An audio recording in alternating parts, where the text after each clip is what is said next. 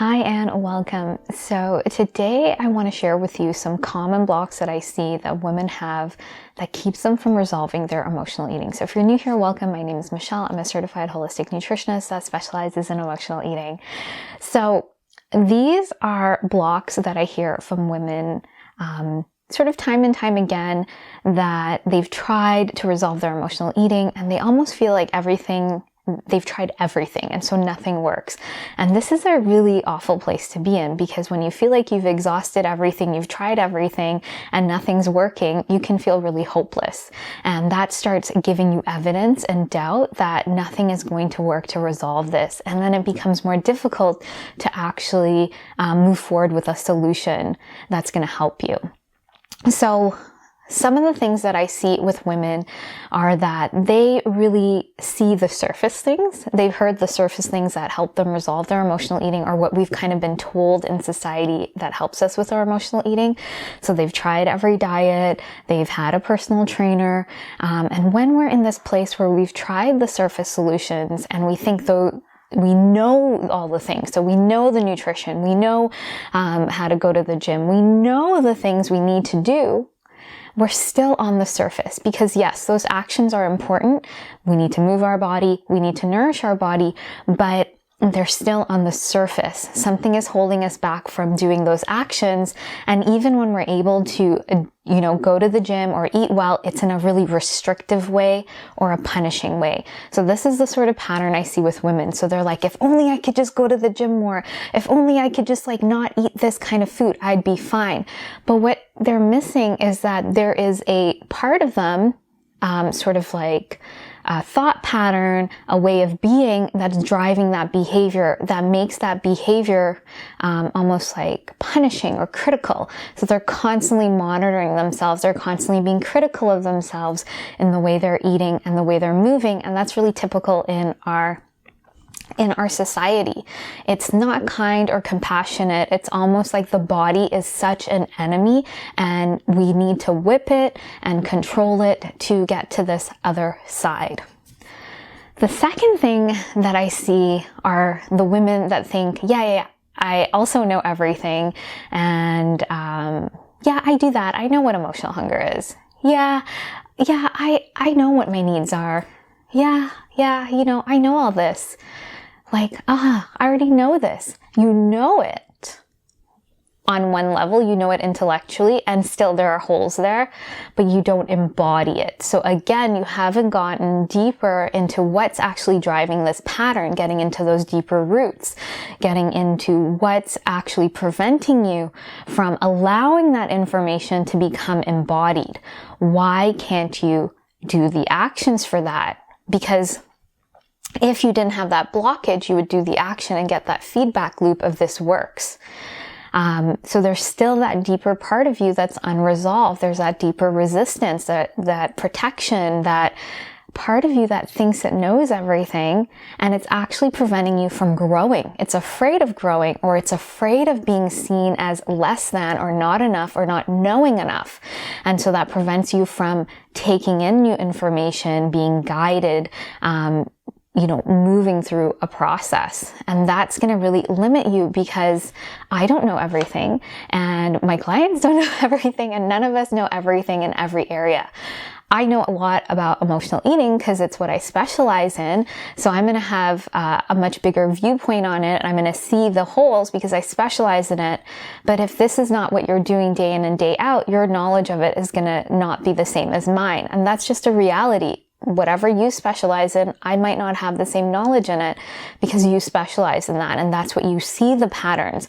So it's great to learn something, to learn a diet, to learn a whatever, and to know the theories and to know about the subconscious.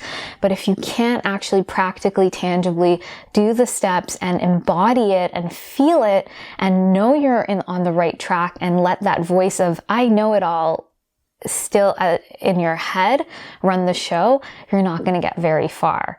And so that means there's a part of you, a protective part of you, that is not allowing you to take in new information or be seen, allow yourself to be seen as a student again.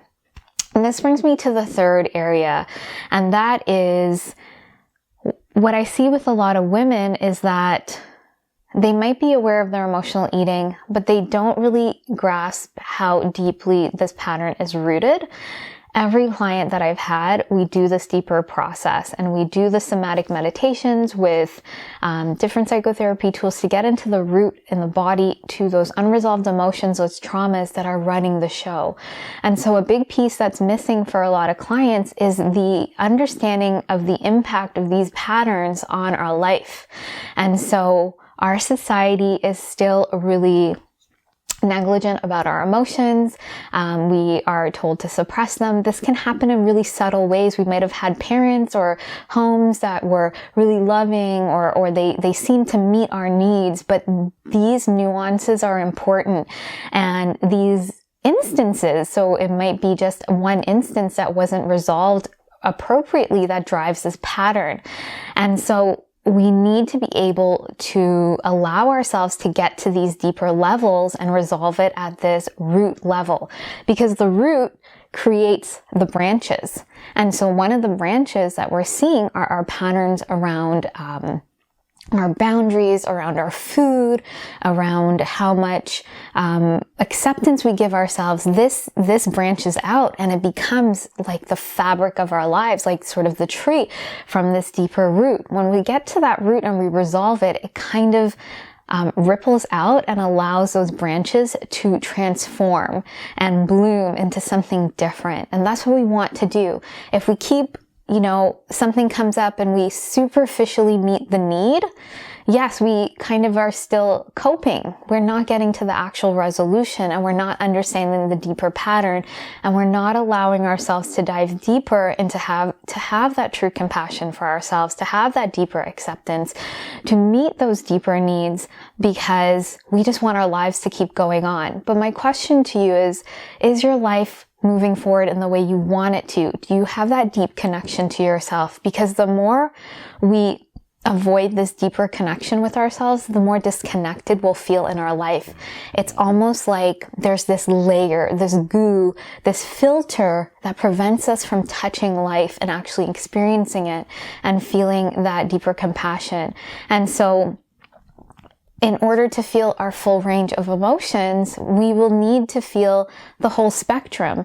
If we want to feel deep joy and gratitude and happiness, the other end of it is the sadness and the grief and the anger. If we are not capable of feeling all of these emotions, and when we get blocked with these emotions we're avoiding, it blocks us from feeling deeply the other emotions. It clogs our system, and it clogs our ability to be in alignment with our life, to be clear, to make the right choices for ourselves.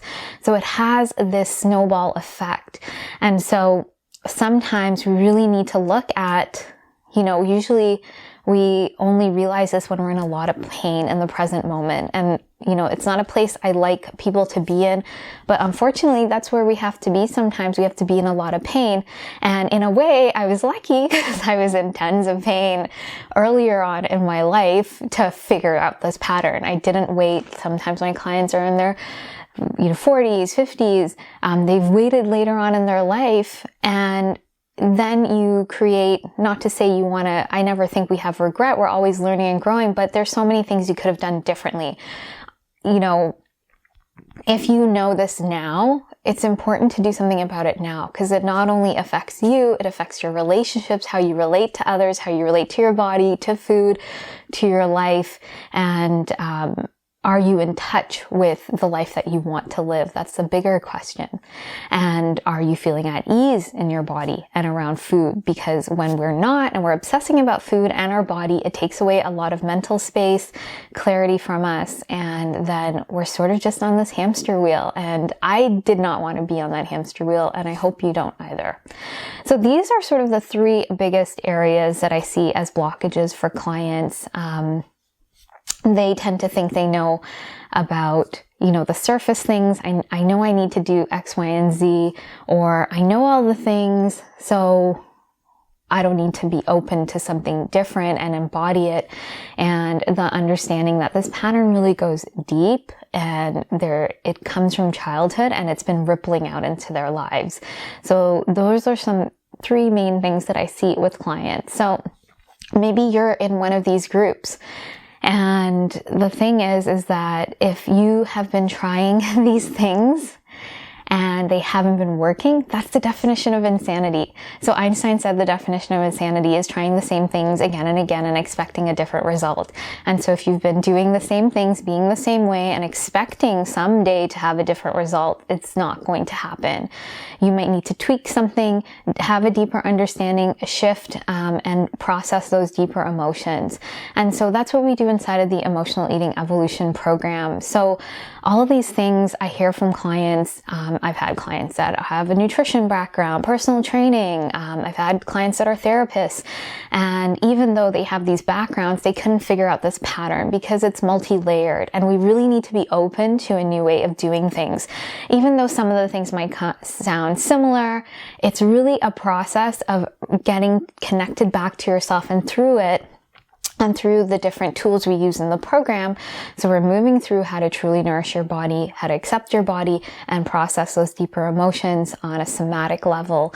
And of course, there are so many more details to that. The how-tos are inside of the program, but there's a synergy with all of these moving pieces that help you resolve your emotional eating from the root. And it becomes so clear, and you start feeling at ease around food and in your body. So if you want to find out more about the program, I'll put the link below. It has more details. If it's resonating for you and you do want to finally resolve your emotional eating, you want to get off this hamster wheel of maybe thinking you know everything or trying everything and feeling like nothing works. I've just seen so many amazing results with clients that they resolve their emotional eating. They get in touch with what's really going on. They get to look whatever they've been using food to cope and numb with in the eyes and move through it and resolve it, which is so powerful. So I'll leave the link for that below. If you are interested in working with us inside of the Emotional Eating Evolution program, you can also book in an emotional eating clarity call. On the call, we find out more about you, what your vision is, and how we can support you in the program. And so I will leave the link for that below. So thank you so much for watching. If you have any questions, please let me know. Please be sure to like and subscribe, and I look forward to sharing more with you, and I hope you have a great day.